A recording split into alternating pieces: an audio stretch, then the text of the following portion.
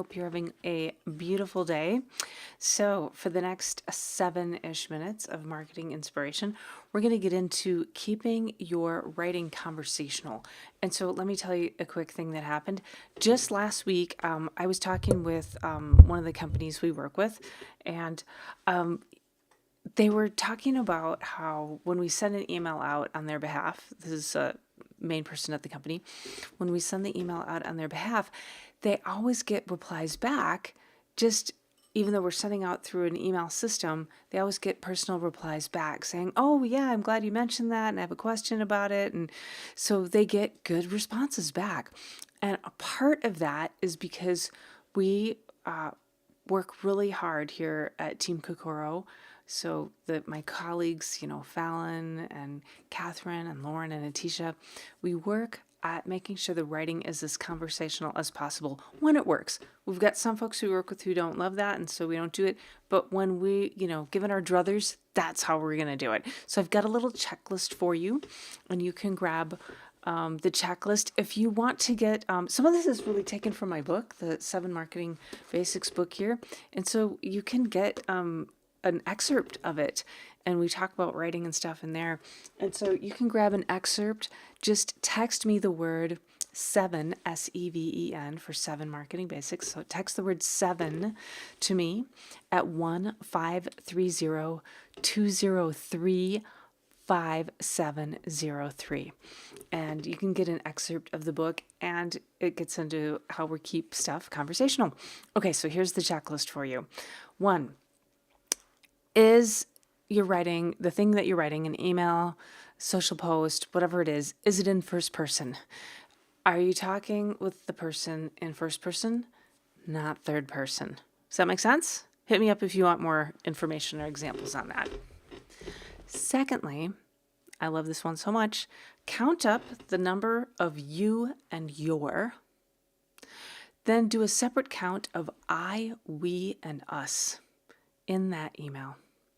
And just think about it. The email should have a lot more you and your and a lot less I, we, and us. And we sometimes, will kind of lean into the I, we, and us, but you can pivot and do you and your, because it's all about what's in it for me, and not me, the reader, right? What's in it for the reader when they're taking a look at that? Did it grab them in the first few seconds? Are you talking about them, their issues, what they care about? And a good indicator of that is the number of you and your being higher than the number of I, we, and us that should be lower. And so a simple thing like, I would love to get together with you. It sounds nice and friendly, and there's times to use that. You can also change it. Would you like to get together? You can book a time here in my calendar, or let me know what works for you and your schedule. Change just a little bit, so it's all about them. Okay? So that is the second thing. The third thing, the first sentence of whatever you're writing, the subject line and the first sentence, let's say both of those, do they have what's in it for me all about them? So are you talking about them and what they care about in that subject line, in that first line? Think about it. Is it something they care about? Do they have any reason to keep reading? If we're talking about, we're so proud that we won this award and we're good at this and we had this happen, they might care. But if it's more about them, you might want to take a look at this new technology because it could help you with what you're doing in your business, and here's what it will solve for you, that kind of thing, right? So another one to think about is the call to action clear. And I don't mean you have to be a hardcore salesperson. You can if you want to. That's cool. But that said, is it obvious what step they should take next? What should they do next if they want more information? So for me, I'm saying, hey, if you want more information, text me the word 7 at 530-203-5703. So that's my call to action. If you want more, if you like this and you want more, here's how you can get it. So just real simple. Make sure that whatever you're writing has a simple next step for that person to take. Would you say this out loud in a conversation? That's another one. So read it out loud. Would you actually say this to someone, or does it sound really stilted and press releasey and stuffy? Are these words you would use in a conversation? I know that we like to be grammatically correct and all that. And also, sometimes conversational writing, we end up with sentence fragments and other things that maybe aren't officially correct for that grammar or passing that English class. It's okay. Just think about what you're using it for. And finally, there's so many things, but these are the main ones. Here, Mango's here. He wants to say, hey.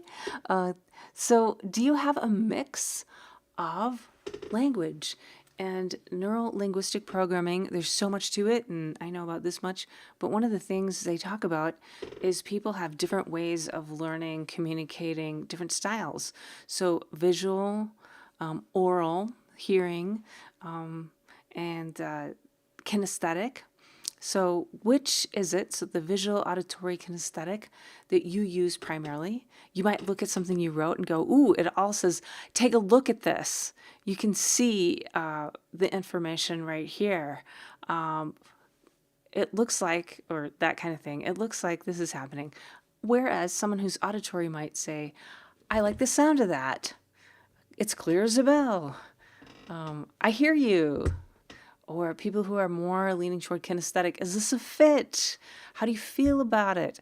So having a mix of those types of words and that type of language in your writing, super important because you want to reach all people wherever they are. So I know that was a ton. I hope you enjoy. Watch the replay if you want to make your own list or hit me up and I will send you the list. And have a beautiful day. Nice seeing you. Bye. And Mango, you want to say bye? He's still here.